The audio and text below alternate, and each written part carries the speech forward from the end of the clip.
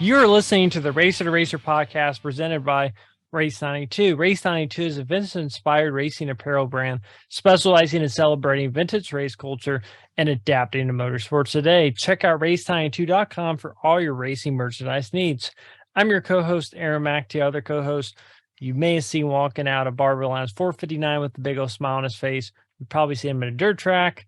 If you're listening on Wednesday, you would have seen him in McGilvery's Pub and Eatery and Speedway the night before or this week. He is Scott Bowie. Hello, Aaron. How's it going, Scott? Good, buddy. How are you?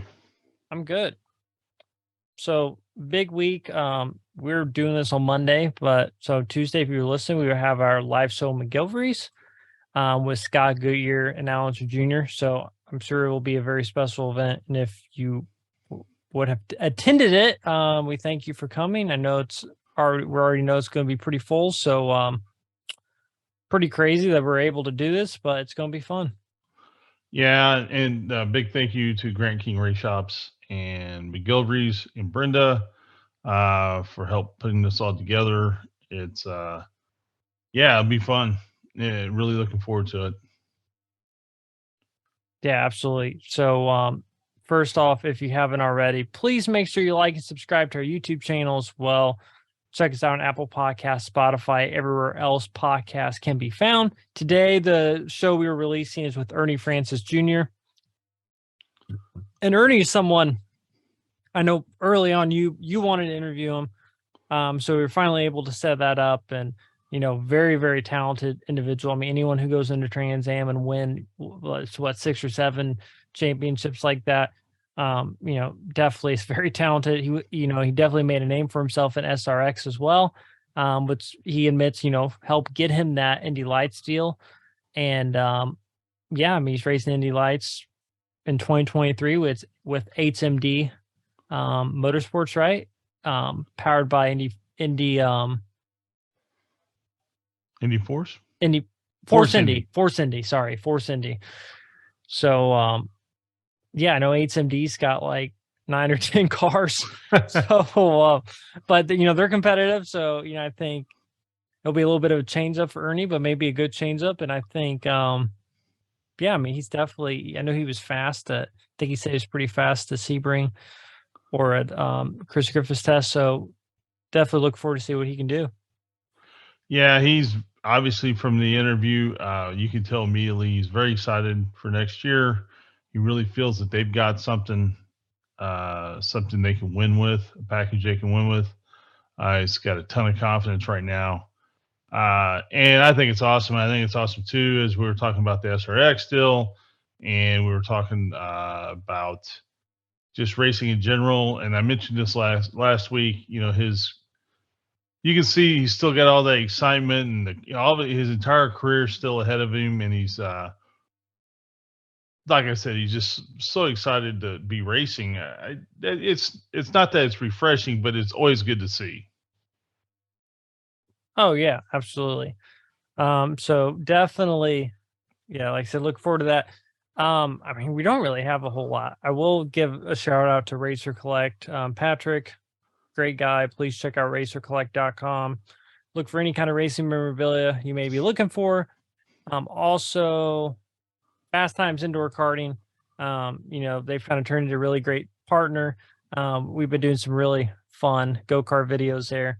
We have one we recorded a couple weeks ago. We'll be releasing sometime in a few weeks. I haven't done. We just need to find a good time to release it. Maybe beginning of next year at this point.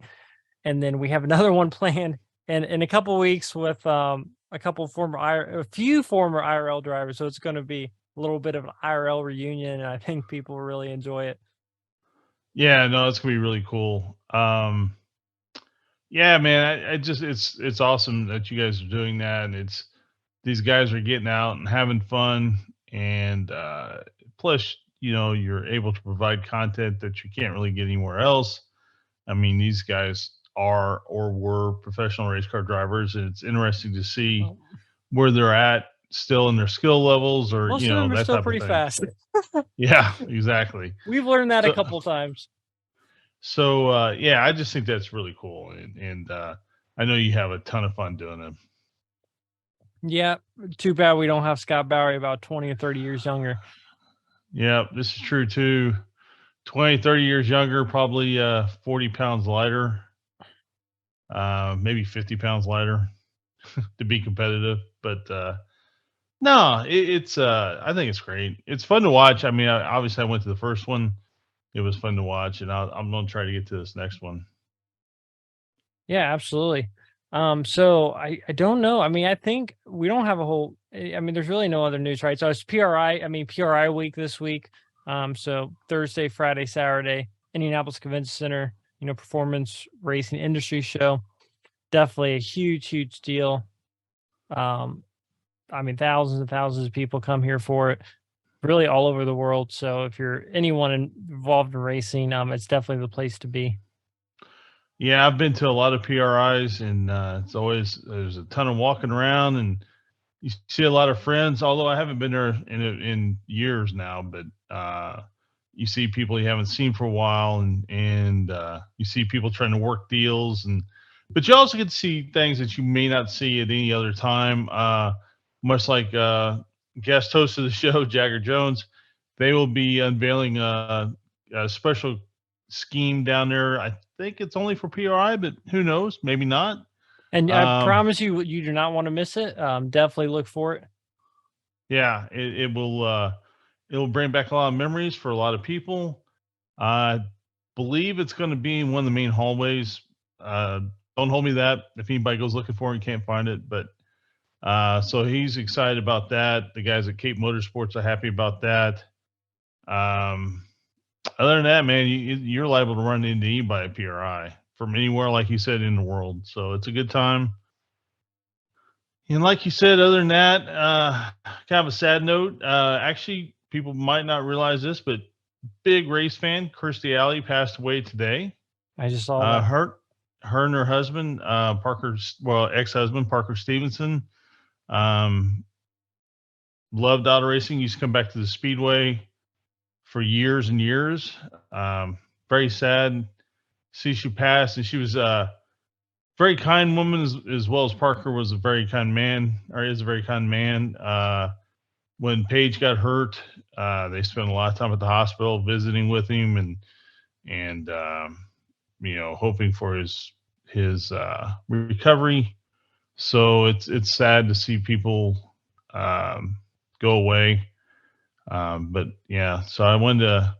A lot of people may not know that, but she was a very big race fan at one point in her life. Right, I did not realize he was a race fan. Yep.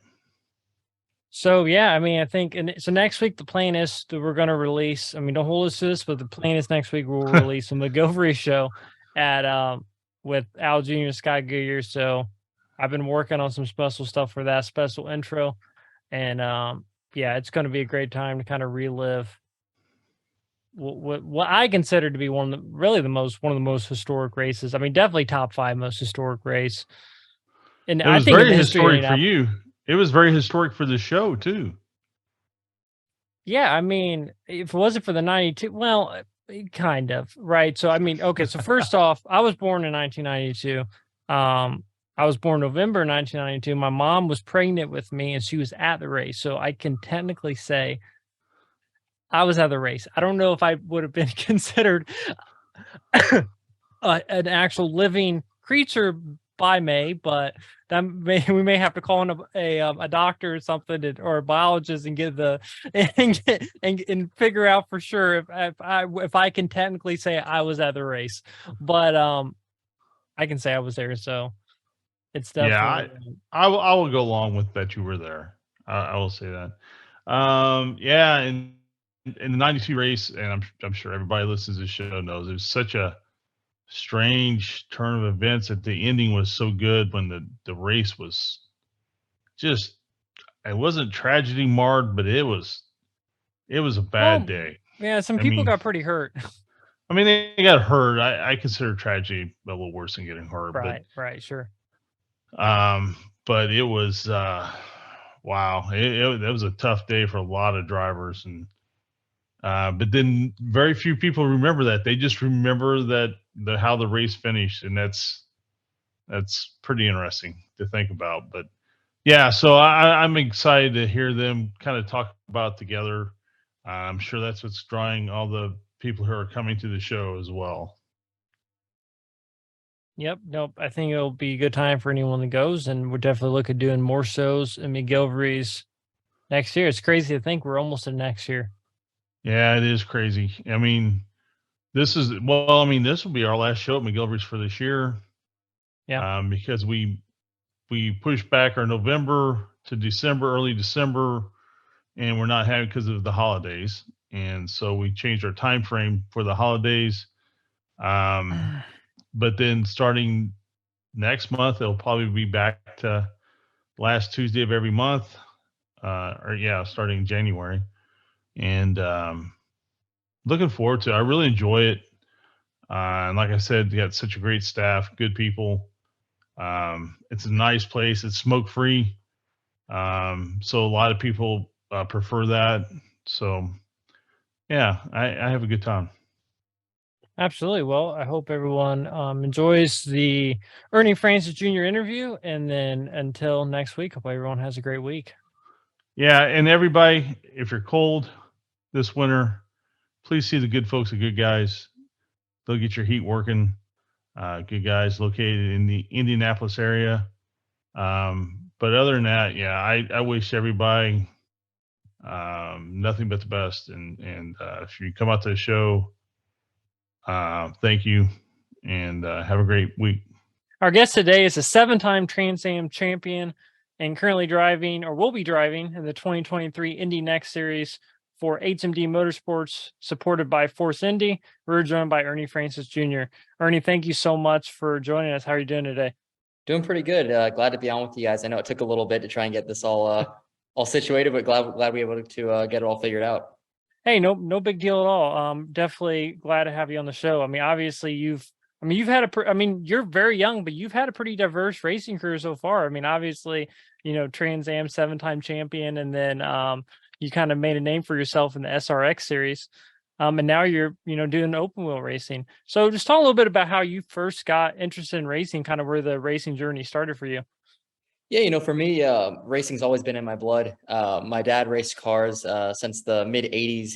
He's been racing more of an amateur club racer in SECA, racing Formula Atlantic, and then racing sports cars in SECA and NASA and local club series like that. But always been a sports car kind of road race driver. So growing up, that was always, where I had my passion.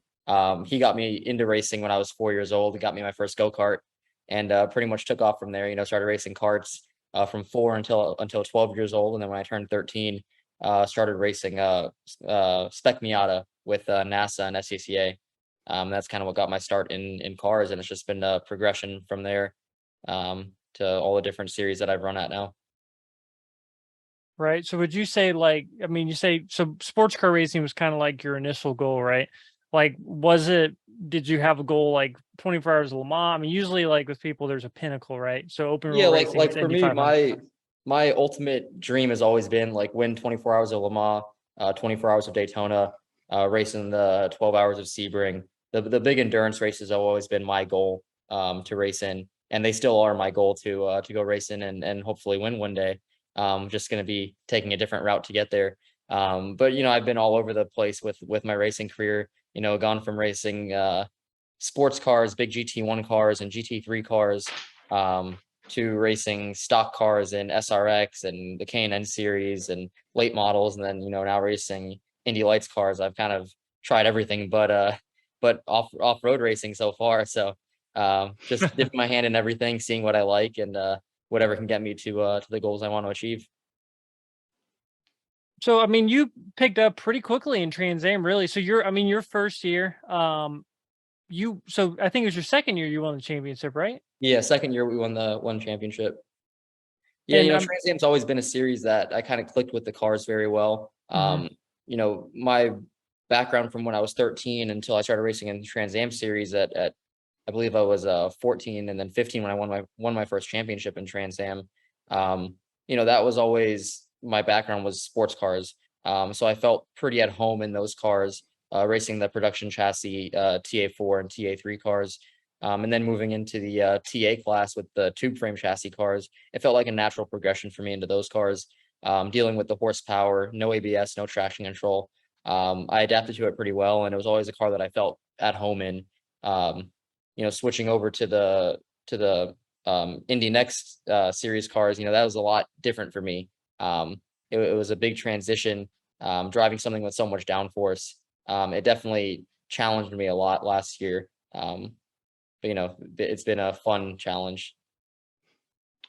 We talked about you really hit a national stage with Tony and Everham's SRX series, and I mean, kind of tell us the evolution of you getting into that deal, because obviously your work speaks for itself in Trans Am.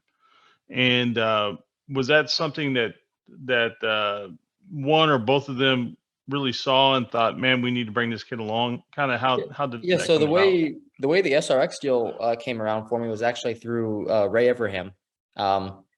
Ray Everham has been restoring a few GT1 cars and racing Hmm. them at some SCCA races. And I had met him at the SCCA runoffs. We were there competing in the GT1 series in my Trans Am car. And we had met at one of the SCCA dinners that they had going on there. And we got to talking a little bit about how, he's been restoring some GT1 cars, and he knows that I race Trans Am and have won a few championships in it. And we just got talking, we became friends there. I'd see him at the track a lot. I'd help give him some tips with his car. He talked to me about setup changes and driving tips for driving his car. And we just kind of went back and forth at a bunch of events. And then towards the later part of that year, he had mentioned to me this series that he was going to be creating with Tony Stewart, and they had always had in the old IROC series, the Trans Am champion was always invited as well into that series. So we figured, me being the Trans Am champion of that year, I should be invited into the SRX series. So he pitched it over to Tony Stewart and the rest of the guys there, and they seemed to like it, brought me on board, and the rest is history from there. But super glad that I was able to make that jump into SRX with Ray Abraham, and super thankful for that.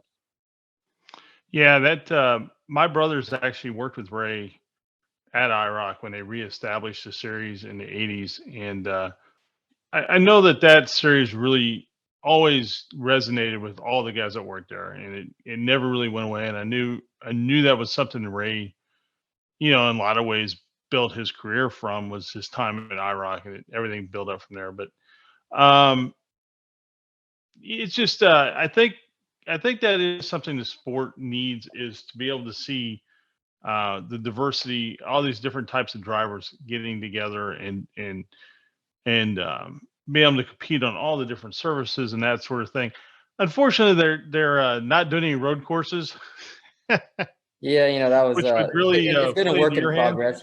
There's been talks about it, but nothing Right. set in stone yet. But I just, and I thought, I texted Aaron one night. I said, man, this kid's a superstar. I mean, he just, the way he carries himself, and he's an excellent driver. And I just think it's so important for young drivers to get the chance to show themselves. And I'm really glad that was something that series is been able to do. Yeah, no, I think that series, like I said, I'm super thankful that I was able to race in that series.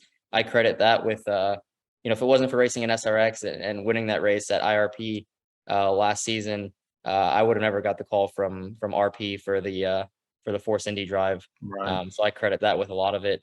It's just been, a blessing to be able to race in that series, and just, one of those opportunities that you just grab, and, hope it takes you to where you want to be. And correct me if I'm wrong, but you and your dad then left right after that race to go to Road America, right? Yeah, we were there was a few SRX races where we were driving back and forth to where we would drive to the SRX race. I would practice, and then we'd be right back to Road America was one of them. And yeah, that one we drove through the night because I had a 8:30 a.m. Trans Am race that I had to Right. make. So drove through the night, barely slept, and then raced in Trans Am the next day. Yeah, I just think that's so important as well, because that just shows you how bad you want to do it. You could have easily said, "Well, I'm doing this bigger thing, so I'm not going to do this," or however you want to put it. And it just, a real racer. I mean, that's what racers do. You travel through the night, and you go to the next race and you drive different things. And I was so impressed with that. I mean, Stewart could have offered you a plane. I'm just saying he could have offered at least some a people, helicopter. I know for some people they like flew them to. Well, they People have- did fly me to a few events. There was Okay. some that they were able to do that. That one there was some kind of conflict where it was easier and quicker to actually make the drive Oh wow. than it would have to get the plane going That's to go. funny. There was some reason we couldn't, but there was a few, actually, I think 2 or 3 events they did fly me, which was really awesome. Oh, that's awesome. Yeah, Yeah. they had a jet waiting for me and pretty much went from the track right into the jet and took off and got to where I was going. So they did do that a few times, which I was super shocked about. And I was just like taking pictures the whole time because it was so Right. What do you think?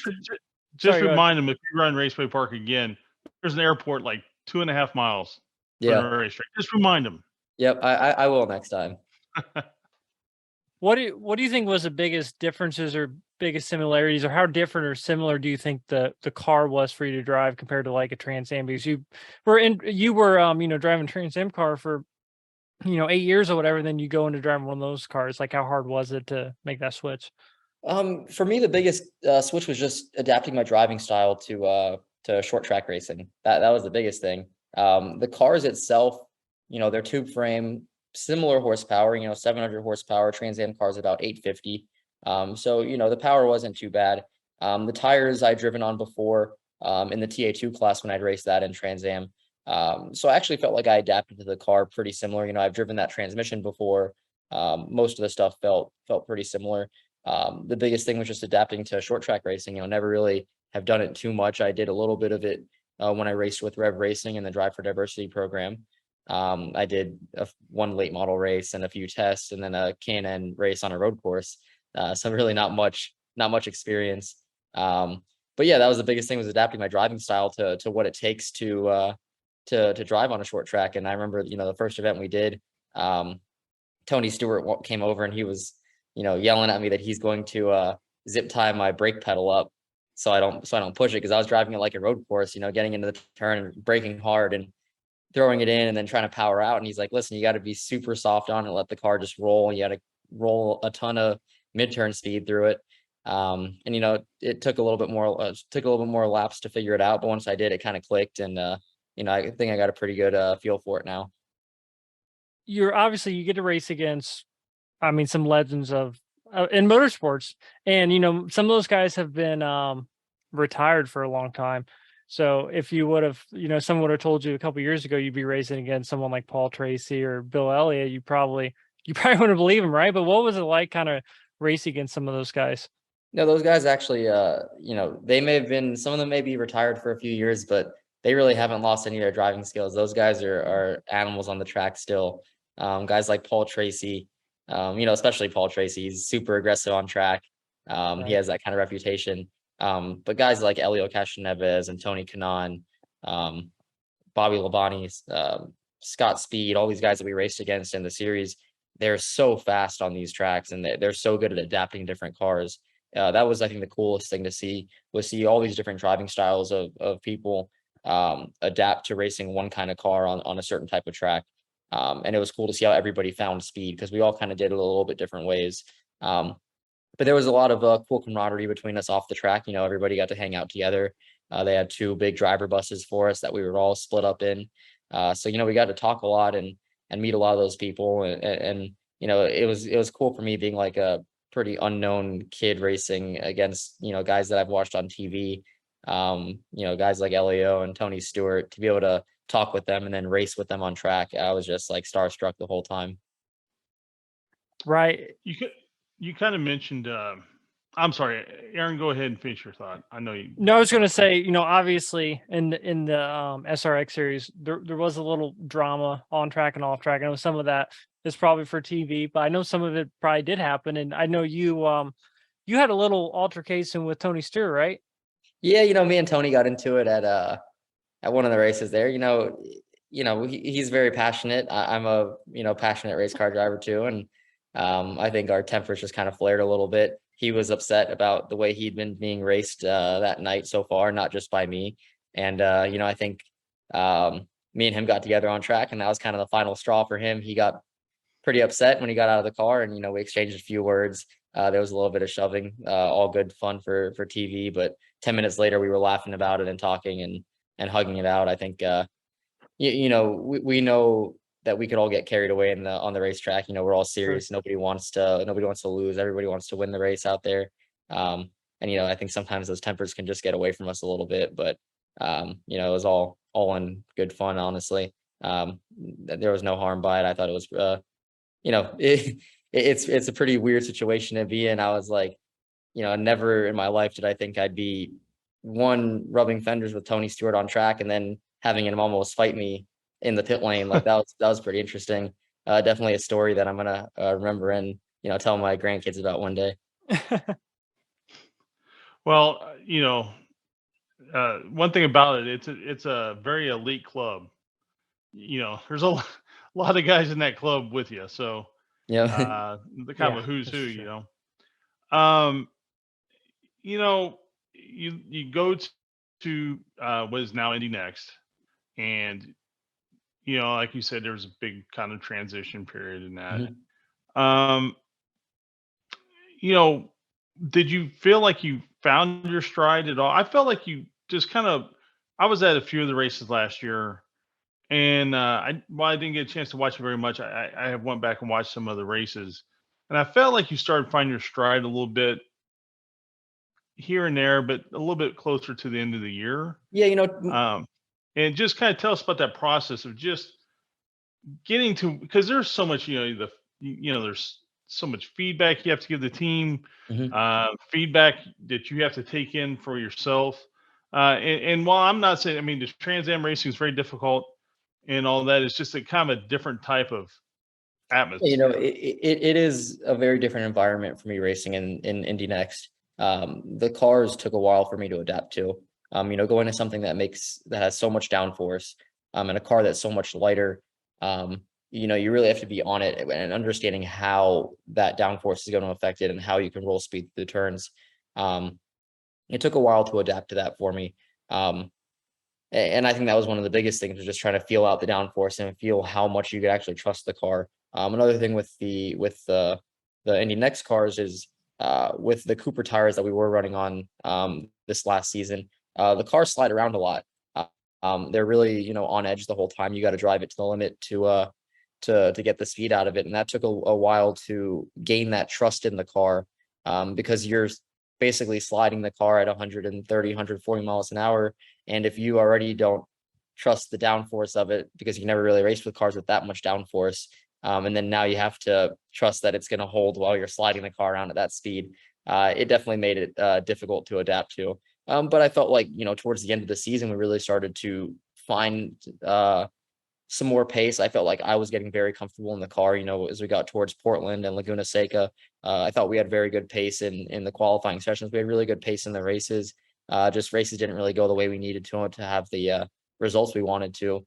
But I felt I was really, happy with our pace. Going into the off season, there's been a lot of changes with the program. Last year it was running at Force Indy as their own team, and running it as our own program. We were kind of on an island by ourselves over there. It was tough. We didn't really have the data to compare to. We didn't have the video. We didn't have the experience to know where the car needs to be at compared to some of these bigger teams that have been running the cars for so long. So we spent a lot of the weekends like trying to chase the setup and figure out where we needed to be at. So in the off season, they made the decision to join forces with HMD Motorsports. And Force Indy is now the title sponsor on my car that I'm racing for, HMD.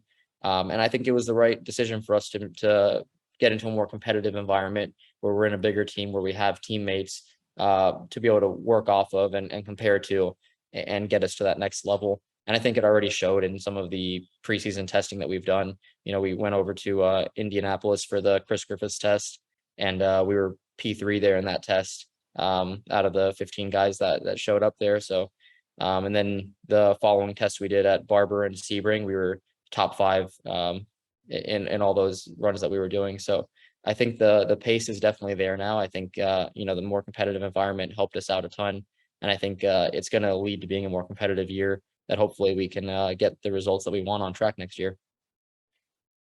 So, and it's very interesting because, and when it was Indy Lights, I don't know, a few years ago, very short years ago, I mean, the car counts were just awful. Mhm. I mean, there's no other way to put it. They were just terrible. And, uh, and I don't know what the magic sauce has been recently. I don't know if it's because the car counts were on their way up a little bit last year. Mhm. Um, but I don't know if it's because Roger's now fully involved or the Firestone tires are now coming on. I don't know what it is.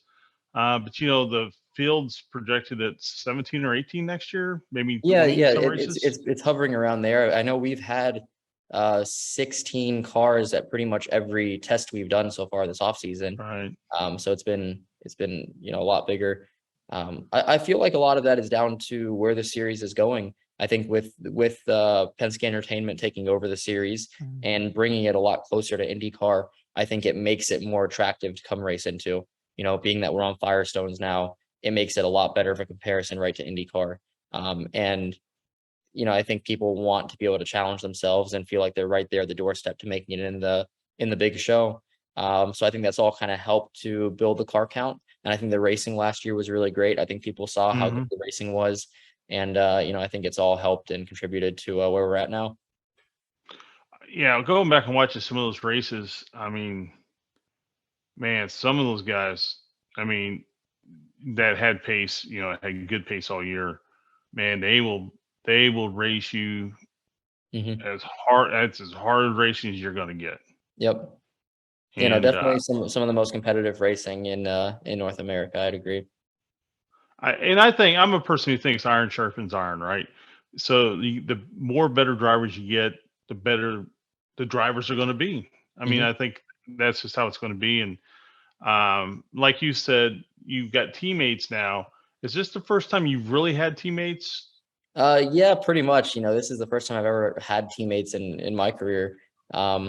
So it's been a learning curve for me, learning how to work with teammates and communicating what I feel the car is doing versus what they think it's doing. But I think it's been pretty good. I think it's definitely helped us on track, and I think as a whole, the HMD team seems like we're really strong. Seems like we have a very good program going for 2023, and I'm excited to hit the track again.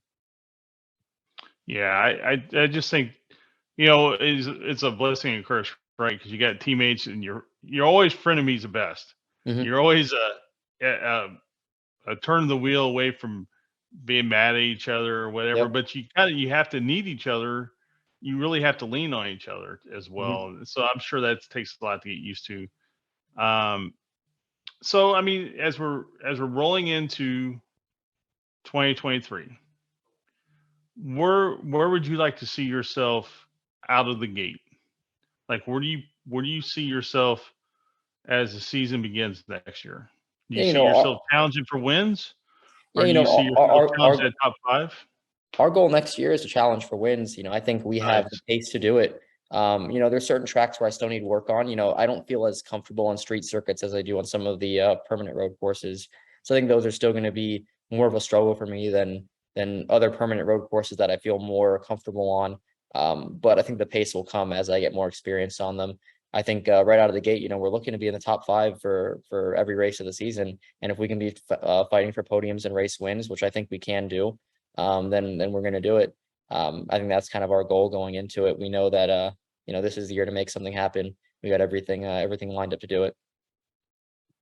Now you're talking a little bit about, ovals. So SRX obviously was all ovals. How do you think that? I mean, I would think it would. I mean, even though it's different racing, different car, I would think that it helped quite a bit going into Indy Lights. Well, last year was called Indy Lights, and doing ovals, right? I mean, I would Yeah, think that would definitely helped. the oval has definitely helped having some experience in the Hmm. SRX series. It definitely helped me understand it a little bit.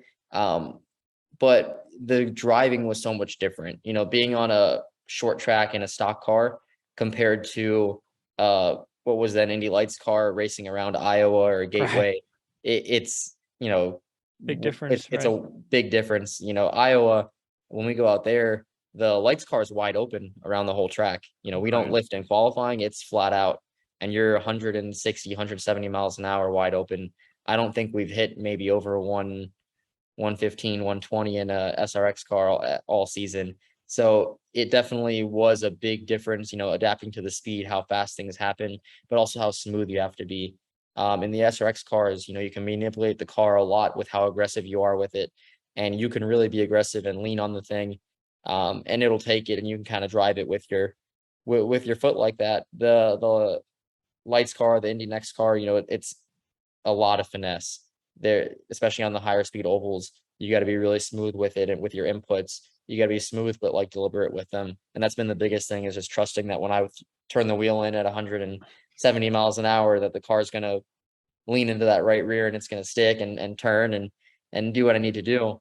But I think every time we get on track, we get better. So I'm looking forward to getting on the ovals again next year. Now, as far as physical conditioning, sorry, go ahead. No, go ahead. Sorry, that's on me.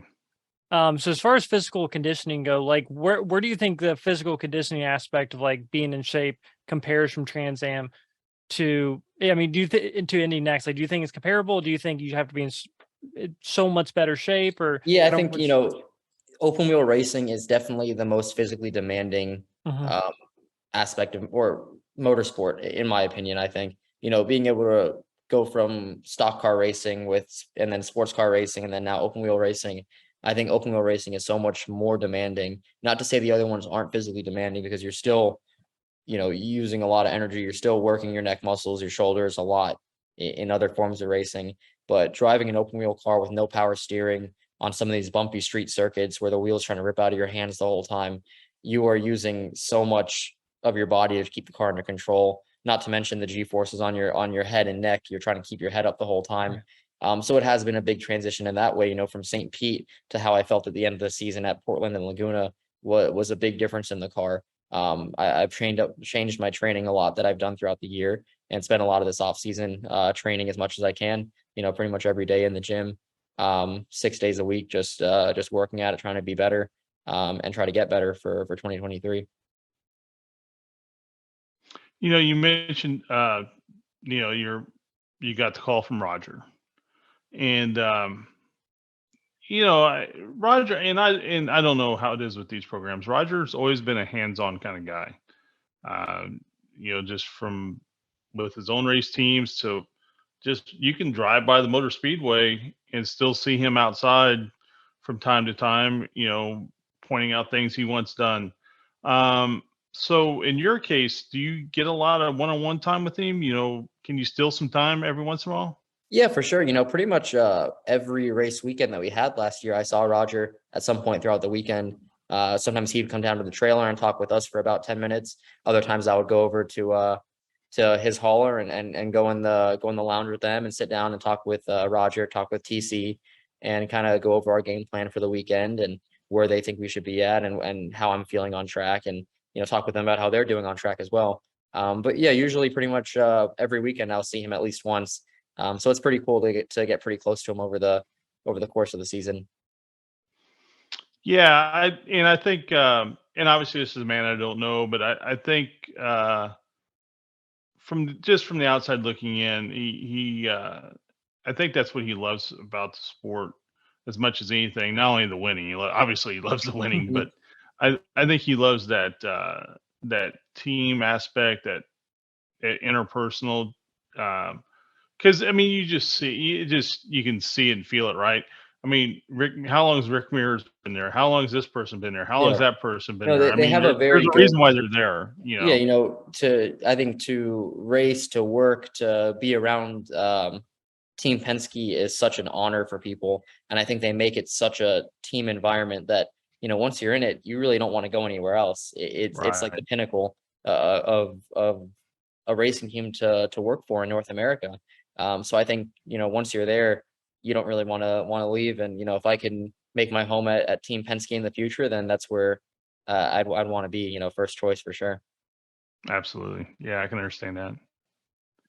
The big thing you hear people talk about that come kind of from more of a stock car racing background, not saying Trans Am is really stock car racing, but is the braking. Would you say that's one of the biggest differences or hardest thing to kind of get used to, is how different the braking is?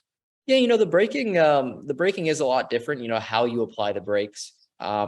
There's a lot more finesse in the Indy Next car on the brakes than there was in Trans Am or any other series that I've raced in, because the amount of brake pressure that you're working with, while it's very, very high in the peak, the end of the brake zones, you're trailing off, and you're talking about, if one guy has 100 pounds of brake pressure, another guy has 50 pounds of brake pressure for that last 10 feet of the brake zone, and that make a difference of, okay, you gained a tenth entering the turn and you carried that through the entire thing. So you're working in such tiny windows for such tiny amounts of time that you have to be so on it with knowing where your foot's at, how much you're braking, when you're getting off the brake, that it makes it a lot more difficult. I think that was something that I had to adapt to. And still working on is just trying to be smooth with my feet and trying to get my brake traces where they need to be every time. And that's something that I've been constantly working at, but improving at. Yeah, and that's and another big difference. Obviously, you're not going to have to worry about this until if you race IndyCar, but is pit stops. Now, did pit stops in Trans Am, correct? Trans Am actually had no pit stops. Oh, I've really? done pit Okay. stops in some of the GT3 racing that I've done in the past, but yeah, Trans Am was similar to Indy Lights. An hour and 10-minute long race, no pit stops. Mhm. But yeah, I've done a few pit stops in the NASCAR K&N series. I've done 2 Right. Xfinity Okay. races, so I have done pit stops in that before.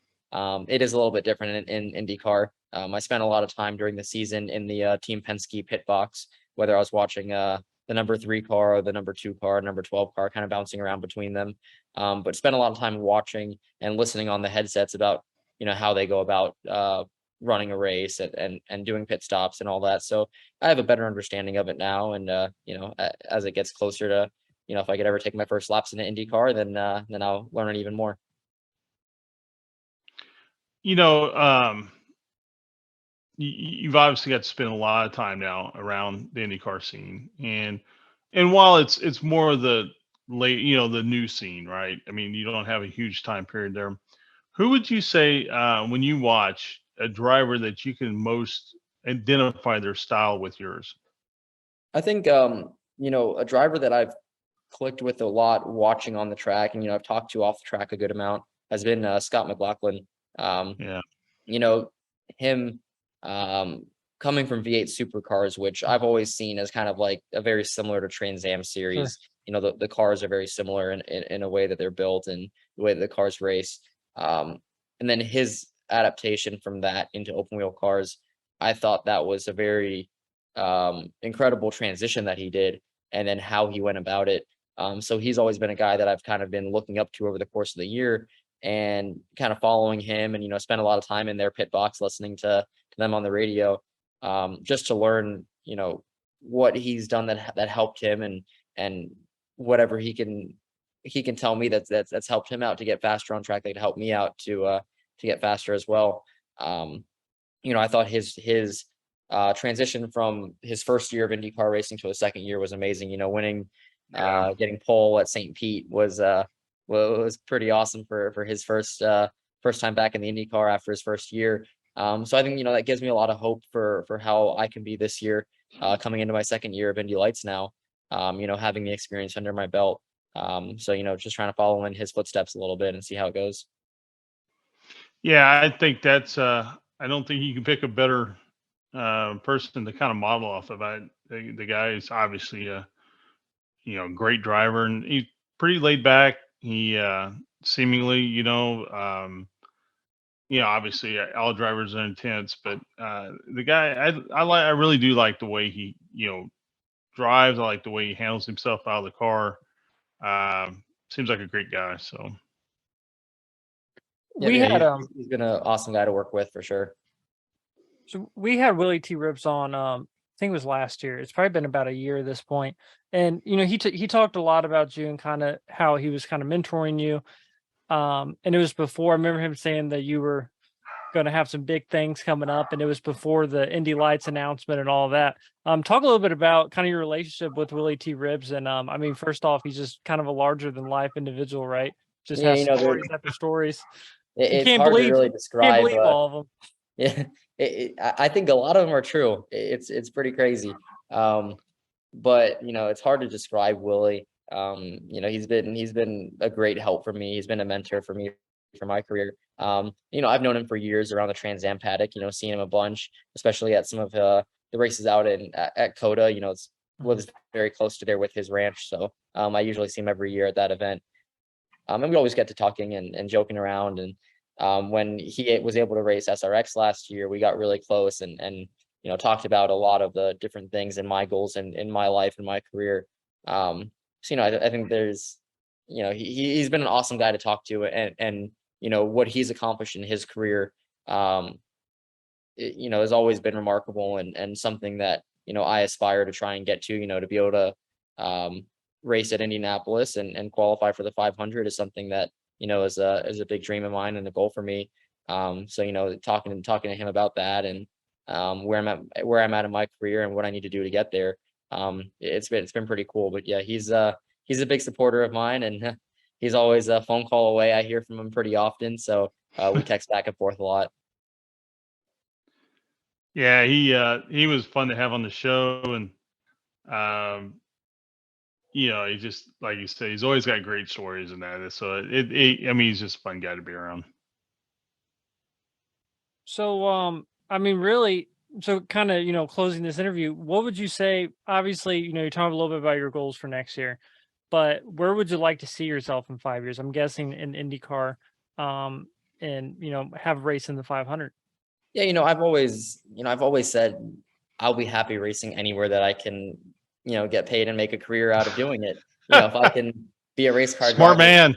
I like that. Wherever they want to put me to Sure. race and that I can do it to earn a living, I'll be happy doing it. And if it's driving a Team Penske Indy car, then put me in. I'm ready to go. But wherever I can end up, if I could be driving cars, I'll be happy doing it. So I kind of keep my options open. If I end up in the NASCAR route, then that's awesome. If I end up racing IndyCar, then that's awesome too. Or if I go down sports cars and end up racing on the 24 Hours of Daytona, then I'm not going to be too upset with that. So I think wherever I can race, I'm going to be happy about it. Arnie, I'm going to throw you out a different question I've never really asked anybody else in the show. So, and I think I'm going to start asking this more of the younger drivers. What does Ernie Francis Jr. do when he's not racing or working out so he can go race? So when I'm back home, I'm actually big into cars. I'm a big gearhead. My dad, we have our Trans Am team, and I'd always race Trans Am for my dad's team. But other than the racing team, it's always Breathless Racing was always a speed shop. So we work on Corvettes, Cadillac, a lot of GM, Camaros, mostly GM platform cars. So I've grown up working in the shop, building all these cool street cars. Right. So it's something that I have a passion for doing. I have a Corvette C6 Z06 that I've been building over the past 2 years. It's my personal little street car, and I take it to the drag strip and drag race it out there and stuff. I've been 980s at 144 in the thing, Nice. stick shift, naturally aspirated. So it's a pretty fun car. But yeah, that's always been a big passion for mine. All my friends are into cars. So we like going to car shows and working on our cars at night. And, we'll just hang out at my house or at the shop or in someone's garage, just kind of wrenching on stuff and just having a good time doing it. That's always been a big passion of mine. And I think that's most of the time where you'll find me is going to have a wrench in my hand working on something. So, and I'm going to ask something else here too.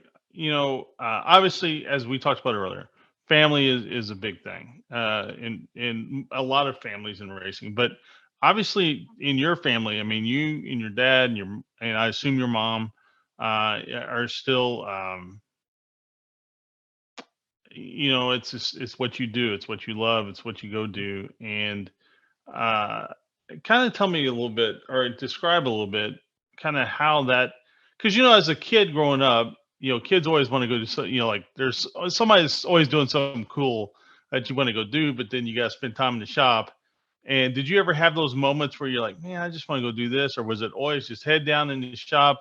And now you look back, it's like, man, I wouldn't give that up for anything. Yeah, there was times growing up where, I was traveling racing, when I was 15 to 16 years old. My friends were going to Right. parties and, going out, and it's like, man, I wish I could go do that. I'm not home for this weekend, or I'm gone for, Halloween weekend racing somewhere, or, random things like that. But, looking back at it now, I wouldn't trade it for the world. The time that I spent with my dad, being able to race and, travel the country, doing something that we both love.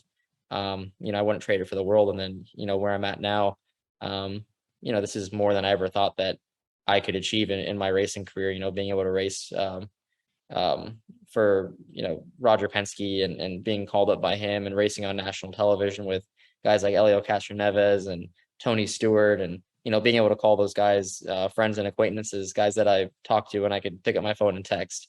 It's always it's crazy, and I kind of pinch myself because it doesn't seem real sometimes. So yeah, looking back on it, there was definitely some hardships, times that I wish that I didn't have to be racing somewhere, but at the end, it was all worth it. It was so worth it for where I ended up now. And, wherever my racing career ends up, I'm always going to have these memories to look back on and, just super happy with what I've achieved so far.